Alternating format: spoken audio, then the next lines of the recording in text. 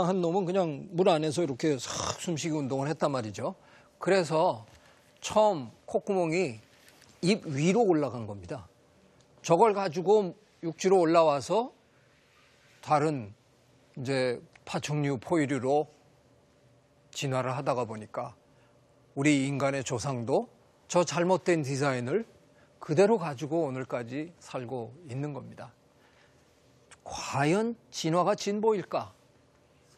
정말 진보적이면 매 순간 좀 더 완벽하게 만들어가서 지금쯤엔 우리 몸에 아무런 저런 이상한 일들이 벌어지지 않았으면 이해가 될 텐데 그건 아닌 것 같아요. 어쩌면 큰 그림으로 보면 진보한 거죠. 박테리아로부터 우리가 다세포 생물로 돼가지고 오늘날 우리와 같이 기가 막힌 동물이 나왔는데 그걸 진보가 아니라고 누가 말을 할 수 있습니까? 큰 흐름에서 보면 진보한 건 사실인 것 같은데 과연 방향성을 가지고 그때 더 좋은 방향으로 결정하면서 온 게 진화냐? 그건 아닐 거라는 겁니다. 진화는 그저 최선을 다하는 겁니다. 그래서 흔히 진화를 설명할 때, 다윈의 이론을 설명할 때 적자생존이라는 사자성어가 이건 최고로 많이 올라오는데요. 사실은 다윈 선생님이 직접 하신 말씀이 아닙니다. 다윈 선생님의 이론을 설명하기 위해서 후세 양반들이 그냥 만들어가지고 열심히 설명을 한 건데 다윈 선생님이 아마 지하에서 통탄을 하실 텐데 난 저렇게 정확하게 얘기한 건 아닌데 왜냐하면 이 얘기는 영어로 얘기하면 저걸 Survival of the fittest라고 합니다. 최상급을 썼어요. 무슨 얘기냐 하면 최고로 적응한 자만이 살아남는다라는 뜻처럼 들리는 겁니다. 과연 이 세상이 그런 세상일까? 근데 자꾸 진화하면 많은 사람들이 어렴풋이나마 최고로 성공해야만 살아남는 걸로 자꾸 생각을 합니다. 이 점에서 저는 나가수라는 프로그램이 참 멋있게 이런 것들을 설명해주고 있구나 하는 겁니다. 제가 뭐 이소라 씨를 특별히 이렇게 해서 미안합니다만 7등만 낙오되죠. 1등만 남는 게 아니라 7명 중에서 1명만 제거되고 다른 1명이 들어옵니다. 실제로 자연계에서 예를 들면 호랑이들이 한 곳에 모여 사는데 그중에서 제일 힘센 호랑이 한 마리만 딱 살아남고 나머지 다 없어지는 그런 일이 벌어지는 게 아닙니다. 낙오되지만 않으면 되는 거죠. 1등 하는 게 중요한 게 아니라 꼴등하지만 않으면 되는 겁니다. 그 꼴등도 어떨 때는 꼴등해도 안 죽습니다. 이 끊는 선이 저 꼴등보다도 밑에 있으면 다 살아남는 거고요. 어디서 잘리느냐에 따라서 달라지는 거죠. 그런데 이 세상은 1등만 살아남고 나머지를 다 잘라내는 세상은 분명히 아닙니다. 그런데 이상하게 우리는 자꾸 그렇게 착각하고 삽니다. 그래서 금메달만 메달이잖아요. 대한민국에서는. 아쉽게 은메달 받았다. 뭐 이런.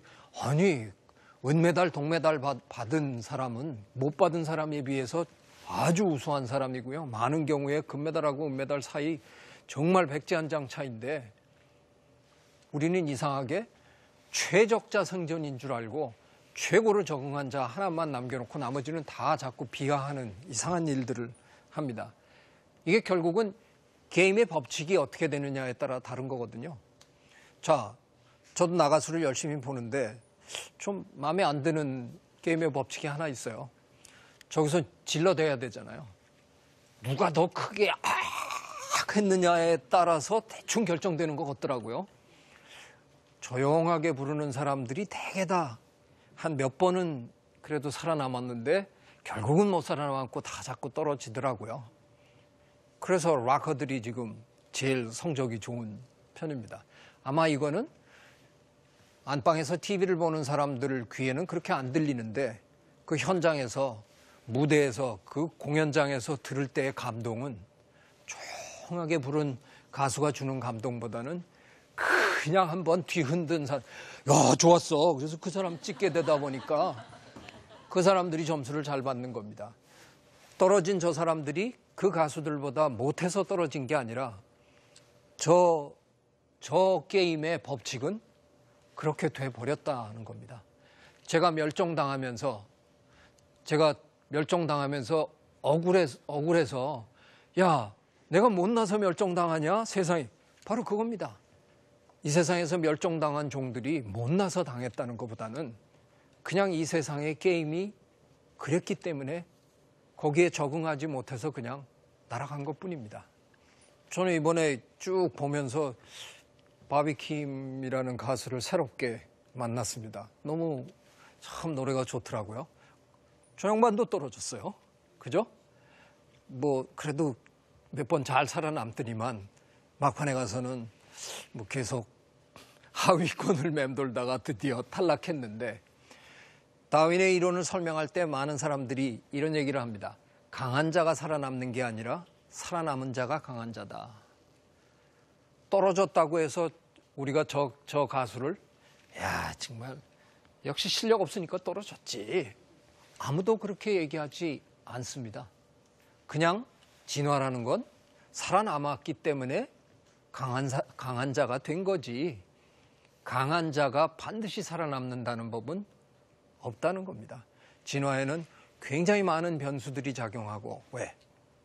환경이 변하면, 예전과 달라지면 그전에 통하던 것들이 이제는 통하지 않을 수도 있다는 겁니다. 그런 걸 가장 기가 막히게 이번에 보여줬던 사람은 바로 김범수 씨죠.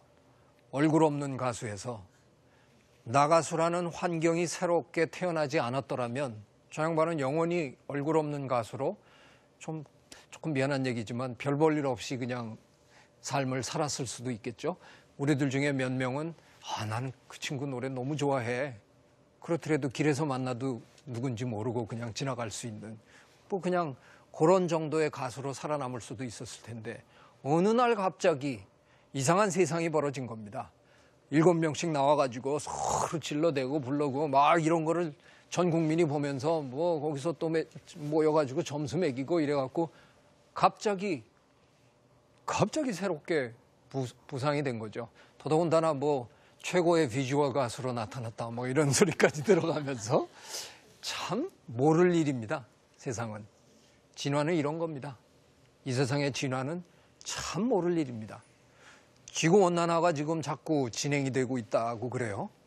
근데 지구온난화가 진행이 되는 동안 만약 제가 부모로서, 생각을 가진 부모로서 내 자식을 미래지향적으로 한번 키워보겠다. 그래서 유전자 조작까지 감행하면서 더위에 잘 견디는 자식들을 제가 탄생시켰어요. 근데 갑자기 지구온난화가 멈추고 빙하기로 확 덤벼들면 내 자식들 다 망합니다. 도저히 진화의 역사에서 다음 세대를 예측한다는 건 너무너무 힘든 일입니다.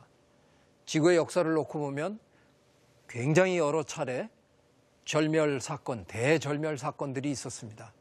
대부분의 경우에는 환경이 급변하는 바람에 그때까지 잘 적응하던 그런 동식물들이 하루아침에 그냥 몰살들을 당하고, 전혀 빛보지 못하던 그 잘 나가는 동식물들 숲 밑에서 눌려 지내던 것들이 또 득세를 하고, 이런 일들이 벌어지는 겁니다.